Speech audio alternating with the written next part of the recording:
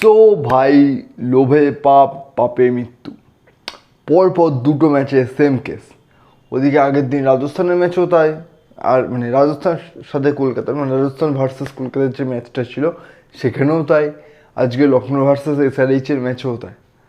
প্রথম মানে ওদিকে আগের দিনকে তোমার রাজস্থান ব্যাট করতে নামলো, আজকে হায়দ্রাবাদ ফার্স্টে ব্যাট করতে নামলো। দুটো টিমই মানে একটা জিনিস না, মানে একটা এত বাজে ব্যাপার হয়ে গেছে যে তোমার বিশাল মারবো, প্রতি ম্যাচে 200 উঠবে, 250 উঠবে, সেই মাইন্ডসেটে খেলতে গেছে। ব্যাস, সবাই মারতে যাচ্ছে, মানে কেউ ধরে খেলা জিনিসটা ভুলেই গেছে ভাই। সবাই মারতে যাচ্ছে, মারতে যাচ্ছে আউট, মারতে যাচ্ছে আউট। বাট তাও ভাই কেউ তো একটু দায়িত্ব নেই, কেউ একটু চেষ্টা তো কর ভাই, মানে ক্রিকেটটাকে ক্রিকেটের মতো খেলা। মানে মানছি তুমি 200 টার্গেট নিয়ে এগোচ্ছ, বাট অ্যাটলিস্ট যখন পড়ে গেছে উইকেট হচ্ছে না, বিশেষ করে হায়দ্রাবাদের ম্যাচে যদি বলতে হয়, ওদিকে তোমার যখন ঈশান কিষান আর অভিষেক শর্মা আউট হলো, পরপর দুটো আউট হলো, একটু ধর ভাই, তাহলে শেষের দিকে রানটা আরও উঠতো, মানে 220 যেত রানটা, আরও যদি থাকতো প্লেয়ার। এই করে আজকে হায়দ্রাবাদও নিজের পায়ে কোপ মারলো, আগের দিন রাজস্থানও মেরেছিল। আর আজকে যখন ফার্স্টে লখনৌ টসে জিতে ফার্স্টে বোলিংয়ের পারমিশন নেয়, ভাই জানা কথা, মানে হায়দ্রাবাদের যেরকম লেভেলের ব্যাটিং, সেখানে সবার কাছে একটাই কোশ্চেন, কেন ভাই? মানে নিজের পায়ে নিজে কুড়ুল মারা টাইপের কেস। তুমি তাদেরকে মানে হায়দ্রাবাদের যেখানে বিস্ট একটা প্লেয়ার, সেখানে তুমি কেন ওদেরকে আগে তুমি ব্যাট করতে পাঠাবে? সো লখনৌ দেখিয়ে দিল কেন তারা বলিং চুজ করেছিল। ভাই পুরো ইন্ডিয়া, মানে ইন্ডিয়ান বলিং আর কি, পুরো ইন্ডিয়ান বলিং। আর সেই বলিং দেখিয়ে দিয়েছে ভাই, তাদের কি দম আছে। শার্দুল ঠাকুর, লর্ড ভাই, সিরিয়াসলি লর্ড, স্যালুট ভাই। ভাই ফার্স্টে আনসোল্ড গেল, আইপিএলে কোনো টিম কেনেনি। তারপরে মানে লখনৌ বললো যে হয়তো মেবি তোমার চান্স আছে তোমার ঢোকার টিমে, সো তুমি জয়েন করো টিম। এটা আমি বলেছিলাম তোমার লখনৌর প্রিভিউ ভিডিওতে, আমি বলেছিলাম এই ভিডিওটা চেক আউট করতে পারো। সো আমি প্রেডিক্ট করেছিলাম যে হয়তো ময়ঙ্ক যাদবের জায়গায় ঢুকবে, বা ঢুকেছে মহসিন খানের জায়গা, ঠিক আছে। ময়ঙ্ক যাদব এখনও কোনো নিউজ কিছু নেই, মহসিন খানের চোটের জন্য ঢুকেছে। আর ঢুকে ভাই ফাড়ু ভাই, আগের দিন দুটো, আজকে 4টে, 5টা হয়ে গেলে তো লেভেলের হতো। দ্য পার্পেল ক্যাপ আছে আজকে বদ্দার কাছে।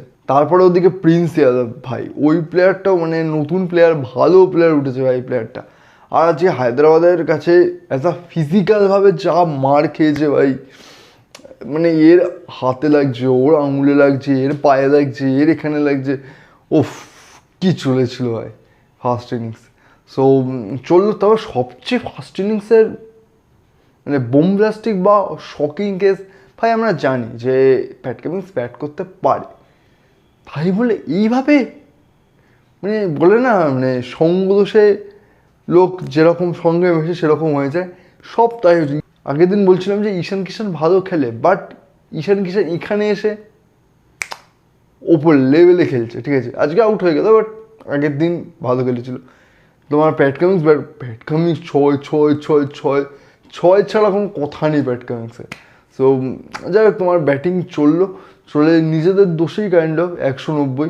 আর 190 কিন্তু খারাপ স্কোর না, বাট যে লেভেলে আইপিএলে এখন ক্রিকেট চলছে, আমাদের মনে হচ্ছে 190 ভাই অতটা ঠিক না।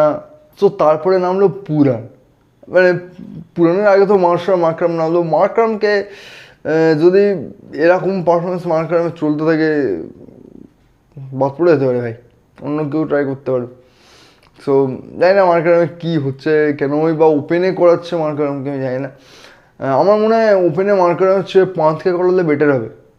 পান্থ দেখো ইন্ডিয়ার হয়ে 3 খেলেছে, ওপেনে তো খেলতেই পারবে আমার তো মনে হয়। আর আগেও ওপেন পান্থ করেছে, মানে ইন্ডিয়ান আন্ডার 19 এটা ওটা যা খেলেছিল, ঠিক আছে, সেখানে কিন্তু ওপেন করেছিল। সো ওপেন করাও ভাই, ওখানে পান্থের হাতে শর্ট আছে, পাওয়ার প্লেতে মারার চান্স আছে। সো যাই হোক, মার্করামের কিছুটা হয়েছে। ওদিকে তারপর মার্শ এরকম খেলছে T20-তে, তাও আইপিএলে।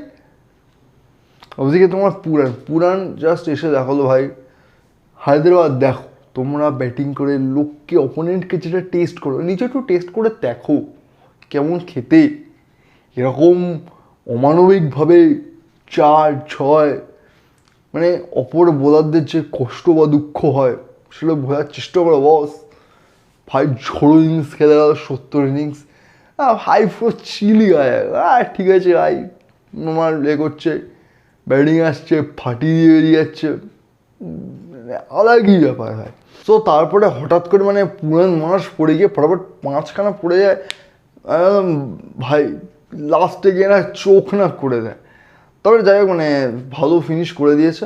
আব্দুল সামাদ এক টাইমে হায়দ্রাবাদের হয়ে খেলতো, হায়দ্রাবাদ রিটার্নও করেছিল একবার, সেখানে আজকে LS0 হায়দ্রাবাদ এগেনস্টেই ম্যাচ ফিনিশ করে আসলো। সো যাই হোক এই ম্যাচটার ফলে একটা জিনিস বলা যায় যে অন্যান্য টিমের একটু কনফিডেন্স এসছে না, হায়দ্রাবাদেরও তোড় আছে, একটুখানি যে একটু বুদ্ধি খাটাতে হবে। সো এটাই। বাকি LS0 খাতা খুলে নিল তোমার সেকেন্ড গেমে নিজেদের। আর কালকের ম্যাচে কলকাতাও নিজের ফার্স্ট খাতা খুললো তোমার এই বছর IPL-এ সেকেন্ড ম্যাচে। ওইটা নিয়ে আমার ভিডিও বানানো হয়নি, একটু পার্সোনাল প্রবলেম ছিল যার জন্য ভিডিও বানাতে পারিনি। কলকাতার ম্যাচও ভালো হয়েছিল, ঠিক আছে।